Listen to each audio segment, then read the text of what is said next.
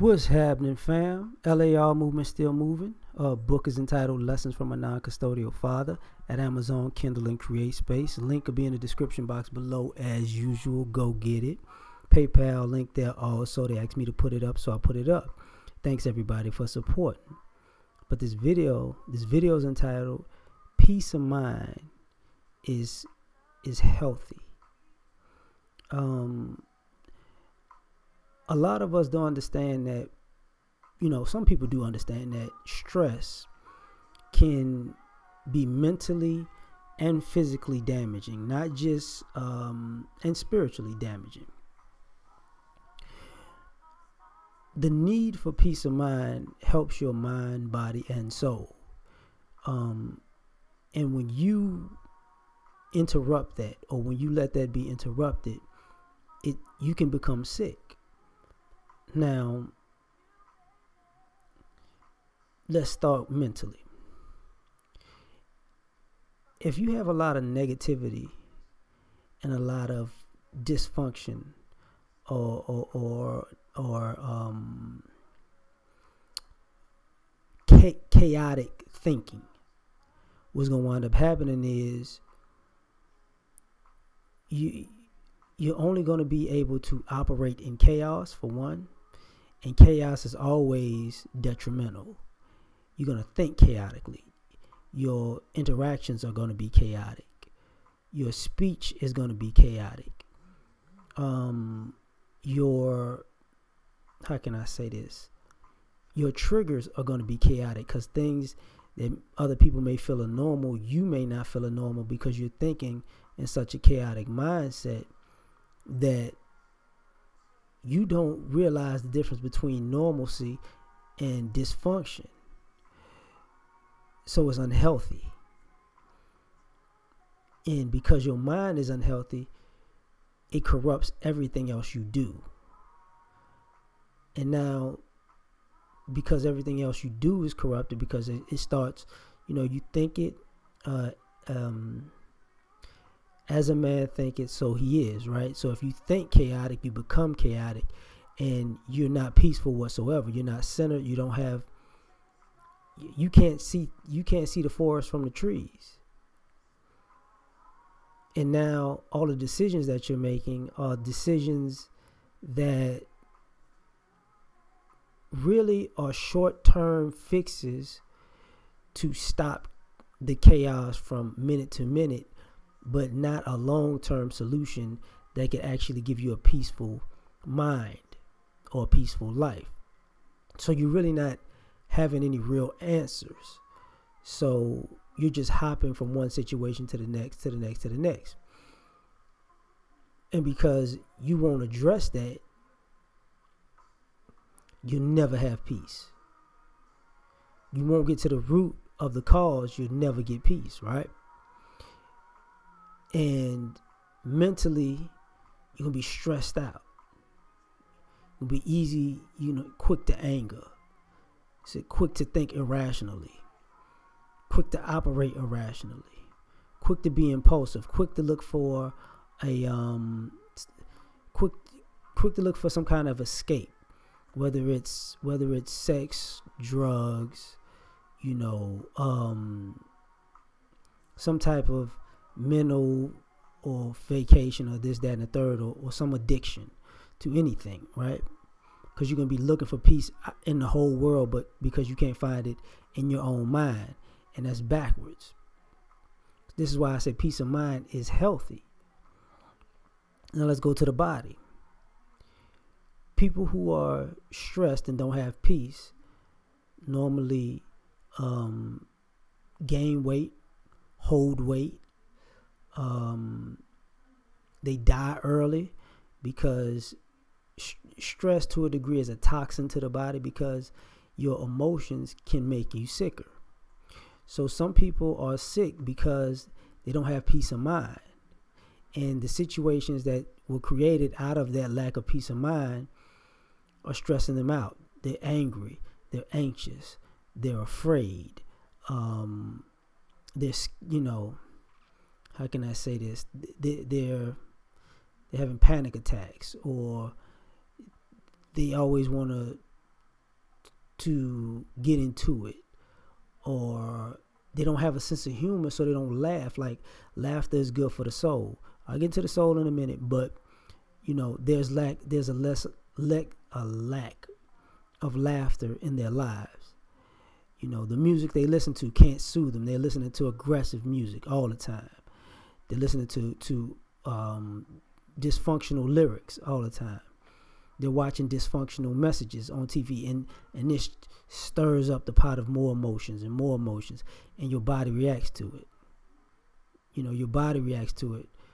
This is why people sometimes smoke and drink to calm themselves down, because they don't have peace of mind, and inside they're bubbling like a volcano about to blow, and they need something to ease them. But here's the problem: too much of anything is a bad thing.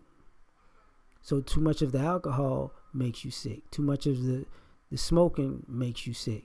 Too much of the sex may create, bad relationships, STDs, children, that may impact your health because you didn't want these situations to begin with, or you didn't want them with these people.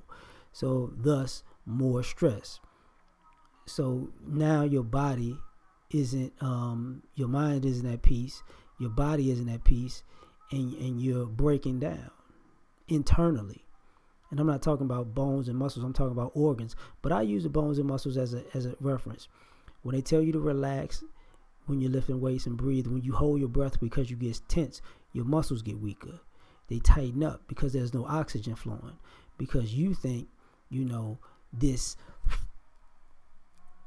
is going to give you extra strength, when actually it works in reverse. It weakens you. It just makes you feel like you're going to get that extra oomph, and it doesn't, because that extra, that's what gets the weight up with no problem.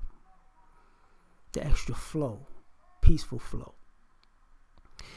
Now, speaking of peaceful flow, your soul. See, peace is healthy for the soul.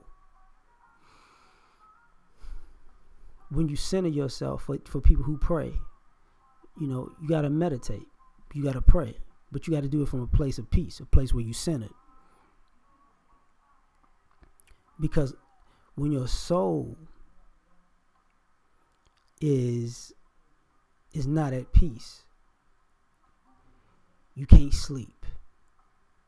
You can't rest. You can't be happy about what's going on internally. You may feel like you've lost your way, because whatever it is that's inside of you, it keeps gnawing at you. It won't let you just sit down and say, good job, because your soul is not at peace. You might have done something that you regret, and you don't, until you atone that in some way or another, your soul isn't at peace. And guess what? That bothers you, that lingers with you, and there's nothing you could do. It eats at the fabric of who you are as a human being, because maybe you want to be a better person, or you maybe feel like you're being a better person or going into a better direction, but you haven't forgiven yourself, or they haven't forgiven you, or you haven't atoned, or you haven't apologized. So somewhere internally, you're still stuck right there, and there is no peace. And when you can't make peace with the past, whether it's having to accept it or atone it, or even just let it go, you're going to always be in a place of turmoil. So it's healthy to get your soul at peace. I've talked about this in a religious sense before. This is part of the reason why, if y'all are biblical, people prayed alone in their own little space, because they needed to be centered. They needed to be at peace. They needed to be away from toxicity and other people's toxicity. And they need to be alone in a space where they can filter out their own toxicity to actually connect with the universe, with the higher power, with God, Yahweh, however you want to see it, right? So it's healthy. And you notice people who are at peace, they can think better, they live longer and healthier and able to do more and experience more. And you can feel the genuineness and the sincerity, even if they've been through stuff. You can feel like this. You can feel that energy, like this is what I want. This is a good energy. This is not toxic. This is great. Because they realize peace is healthy. This is why, certain peace is something that money can't buy. Money can buy you comfort, but it can't buy you peace.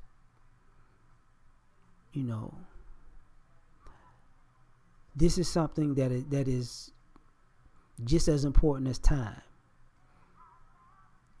Because you'll never get back time.